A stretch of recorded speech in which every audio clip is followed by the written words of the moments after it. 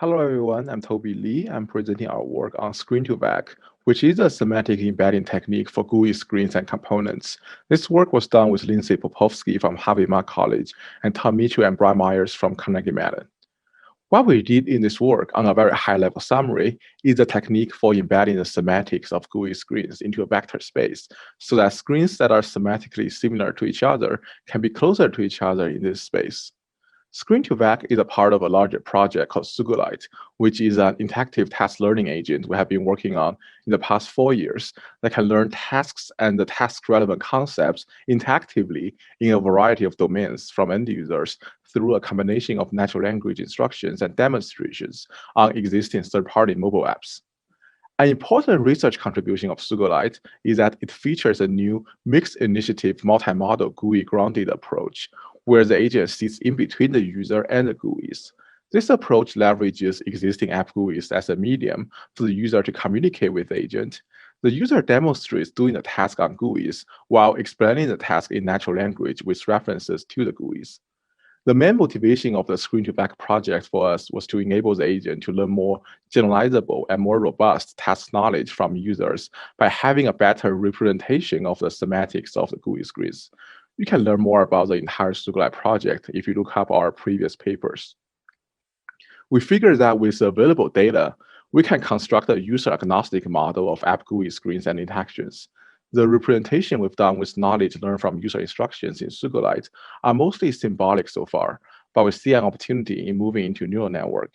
So as a first step towards this direction, we developed Screen2Vec, which is this self-supervised approach for embedding the text contents, the visual layout, the app context, and the design patterns of each app GUI screen into a vector space so that screens that are semantically similar to each other can be closer in the space, which is useful for representing the task at a higher level of abstraction.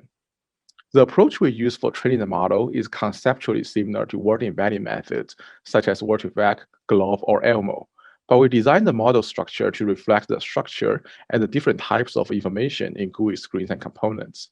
There are 2 levels for the model.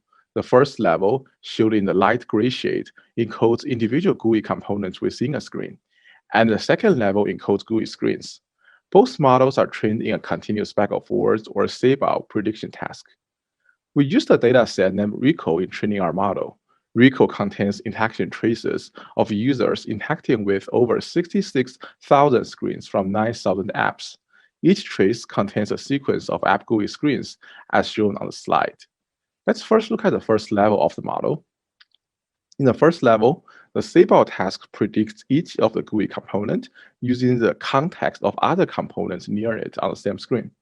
For example, for the screen on the right, let's say we want to predict the text view item hot drinks using its nearby items.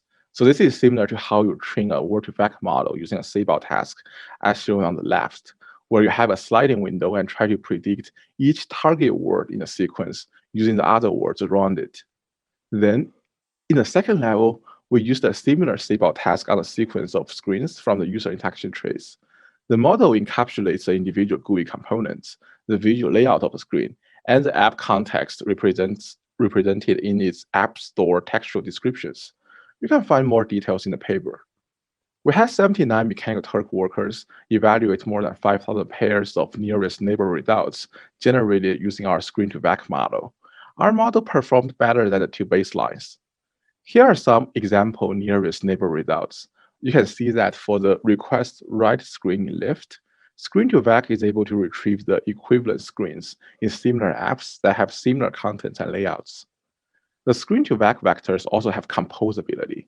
For example, if you take the search screen of the Marriott app, add the show results screen of the Cheapo Air app, and minus the search screen in Cheapo Air, you can get approximately the show results screen of the Marriott app, as well as the show results screen of other similar travel booking apps.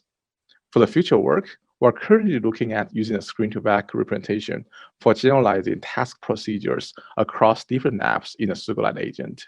Screen2Vec would also allow us to represent the mobile tasks at a higher level of abstraction, which helps improve the robustness of the agent.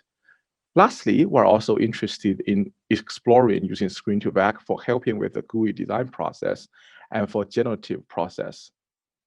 And that brings us to the end of my talk today. Thank you very much.